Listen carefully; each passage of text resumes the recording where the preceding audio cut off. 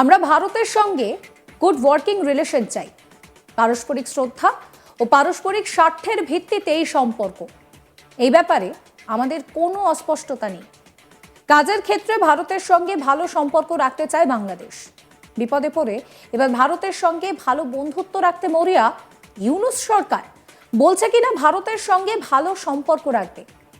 তার মানে কি জয়শঙ্করের এক কথায় কাত বাংলাদেশ, আর তাই এখন রীতিমতন ভালো সম্পর্ক করার জন্য উঠে পড়ে লাগছেন মোহাম্মদ ইউনূস। ভারতের বিদেশমন্ত্রী এস জয়শঙ্করের সাম্প্রতিক এক বক্তব্যের প্রতিক্রিয়ায় সোমবার সন্ধ্যায় বিদেশ মন্ত্রকের এই প্রতিক্রিয়া জানিয়েছেন বিদেশ মন্ত্রকের উপদেষ্টা তৌহিদ হাসান। তিনি বলছেন যে সাংবাদিক সম্মেলনে ভারতের প্রতি বাংলাদেশের অবস্থান স্পষ্ট করতে গিয়ে তিনি বলছেন, আমাদের খুব স্পষ্ট সিদ্ধান্ত রয়েছে এই ব্যাপারে। আমরা ভারতের সঙ্গে গুড ওয়ার্কিং রিলেশন চাই। পারস্পরিক শ্রদ্ধা এবং পারস্পরিক স্বার্থের ভিত্তিতে এই সম্পর্ক। এই ব্যাপারে আমাদের কোনো অস্পষ্টতা নেই।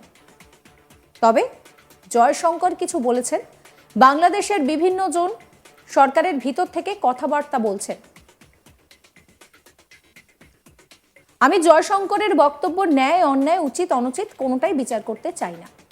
এই রকম কথা আমাদের এখান থেকে বলছে, ওনাদের ওখান থেকেও বলছে। ওনাদের মুখ্যমন্ত্রী তো পারলে জাতিসংঘে শান্তি রক্ষা বাহিনী পাঠিয়ে দেন। ওনাদের একজন কেন্দ্রীয় মন্ত্রী তো আবার অহরহ বাংলাদেশের বিরুদ্ধে বলছেন। এতগুলো চলতে যদি থাকে তাহলে কিভাবে ভালো সম্পর্ক থাকবে? কাজেই আমাদের অবস্থান হলো আশেপাশের থেকে দু চারজন কি বললো না বললো সেটাতে মনোযোগ না দিয়ে সম্পর্ক ভালো করার। সম্পর্ক ভালো করতে গেলে আমাদের প্রাক্তন প্রধানমন্ত্রী তো ভারতের আতিথেয়তা থেকে যে বিভিন্ন কথাবার্তা বলছেন, এগুলো তো আসলে সম্পর্কের জন্য ক্ষতিকর। এটা ঠিক যে আমাদের এই মুহূর্তে যে পরিস্থিতি চলছে তা আমাদেরকেই সামাল দিতে হবে, কিন্তু শেখ হাসিনার বক্তব্য যে আগুনে ঘি ঢালছে সেটা তো মানতেই হবে। এটা সবাই জানে। কি বলছেন তৌহিদ, শোনাবো আপনাদের।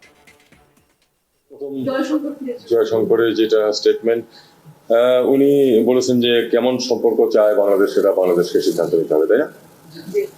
অবশ্যই বাংলাদেশ সিদ্ধান্ত নেবে যে বাংলাদেশ ভারতের সাথে কেমন সম্পর্ক চায়। একইভাবে ভারতকে সিদ্ধান্ত নিতে হবে যে বাংলাদেশের সাথে তারা কেমন সম্পর্ক চায়। এটা দুই পক্ষেরই বিষয় এবং এটাতে এই বলাতে দোষের কিছু নেই।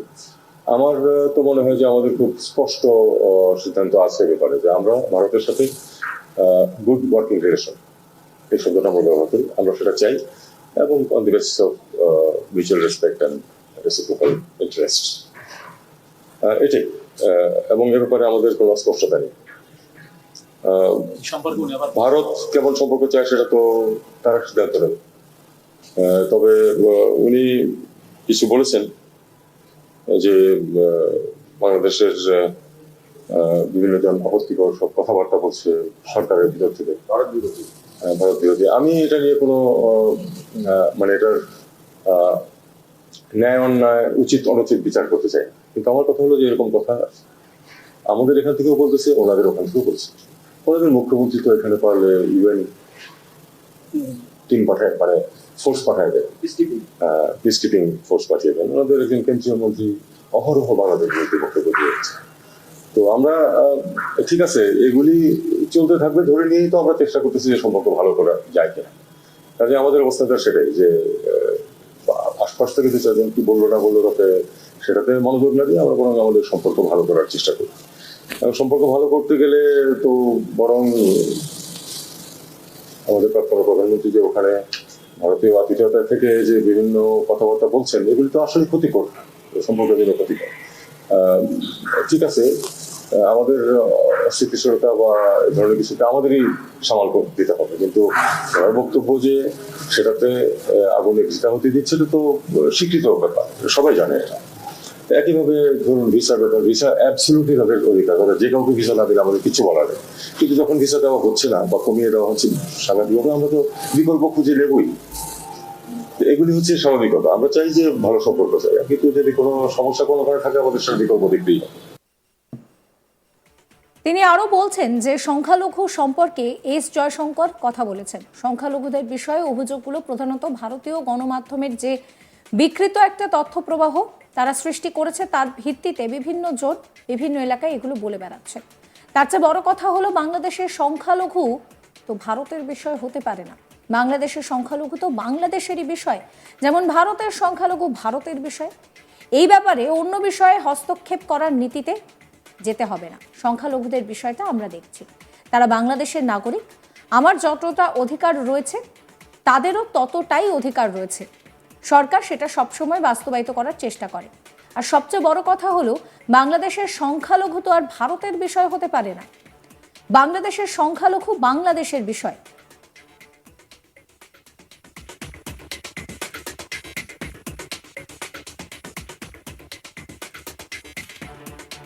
তিনি আরো বলছেন যে যারা বাংলাদেশের সংখ্যালঘু তাদের বিষয়টা সরকার দেখছে, তাদের প্রত্যেকের অধিকার কিন্তু সমান। শোনাবো তিনি আরো কি বলছেন। সংখ্যালঘু সম্বন্ধে উনি বার বলেছেন। তবে সংখ্যালঘুর বিষয়টা হচ্ছে যে এই অভিযোগগুলি প্রধানত ভারতীয় মিডিয়ার যে বিকৃত একটা তথ্য প্রবাহ সৃষ্টি করেছে তার ভিত্তিতে এগুলি বিভিন্নখানে বিভিন্ন জন বলে বেড়াচ্ছে। আর তার থেকে বড় কথা হলো যে সংখ্যালঘু, বাংলাদেশের সংখ্যালঘু তো ভারতের বিষয় হতে পারে না। বাংলাদেশের সংখ্যালঘু বাংলাদেশের বিষয়, যেমন ভারতের সংখ্যালঘু কিরকম ট্রিটমেন্ট হচ্ছে সেটা ভারতের বিষয়। কাজে এটা আমি মনে করি যে এ ব্যাপারে ওই যে নন ইন্টারফিয়ারেন্স পলিসি আমাদের যেতে হবে। আমাদের সংখ্যালঘুদের বিষয়টা আমরা দেখছি, তারা বাংলাদেশের নাগরিক। আমার যতটুকু অধিকার আছে তাদের প্রত্যেকের ঠিক ততটুকু অধিকার আছে এই দেশের উপরে, এবং সেটাই সরকার সবসময় ইমপ্লিমেন্ট করার চেষ্টা করবে। আর কিছু কি বাদ পড়লো? 29 মিলিয়ন সম্বন্ধে আমাকে এখন যদি আপনারা কিছু জিজ্ঞেস না করেন তাই হলো। আপনারাও খুব বেশি তথ্য জানেন না সম্বন্ধে, আমি তার থেকেও কম জানি। কারণ আমার কাছে কোনো স্পষ্ট তথ্য নেই যে কাকে টাকা দেওয়া হয়েছে এবং কে সেটা খরচ করেছে। এমনও সাজেশন আমি একটা পত্রিকাতে কোনো একটা রিপোর্টে দেখেছি যে এটা হয়তো মার্কিন যুক্তরাষ্ট্রের কোনো একটা প্রতিষ্ঠানকে হয়তো দেওয়া হয়েছে টাকাটা খরচ করার জন্য। এটা আমরা এখনো জানি না। না তা হোক, $28 মিলিয়ন এবং $29 মিলিয়ন নিশ্চয়ই খরচ হয়ে যাবে, কিন্তু বিষয়টা হচ্ছে আমরা তো জানি না কে করেছে। এবং আমাদের যে এনজিও বিষয়ক ব্যুরো তারা কিন্তু বলেছে যে এরকম কোনো এন্ট্রি তাদের নাই। এবং আমি যতটুকু জানি, আমি একটি সংস্থার সাথে জড়িত ছিলাম অনারিক ডাইরেক্টর হিসেবে অনেকদিন, বাঙালি আমাদের ছেলেপেলে যারা কাজ করে আপনার কি বলে সান ফ্রান্সিসকোতে ওই সফটওয়্যারে, তারা টাকা পয়সা পাঠাতো একটা প্রতিষ্ঠানকে। এখানে আমরা কতগুলো ডায়ালিসিস সেন্টার চালাতাম অনেকদিন, এখন 15টা সেন্টার চলছে, আমি লাইনে দিও। তো সেটা টাকা পয়সা আনতে গিয়ে আমি তো দেখেছি যে কোনো টাকা অ্যাকচুয়ালি ওই এনজিও ব্যুরোর অ্যাপ্রুভাল ছাড়া ক্যাশ করাই সম্ভব। কাজে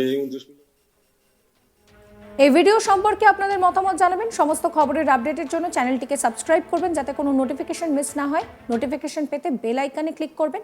আমরা হোয়াটসঅ্যাপেও রয়েছি, তাই ফলো করবেন আমাদের হোয়াটসঅ্যাপ চ্যানেলও।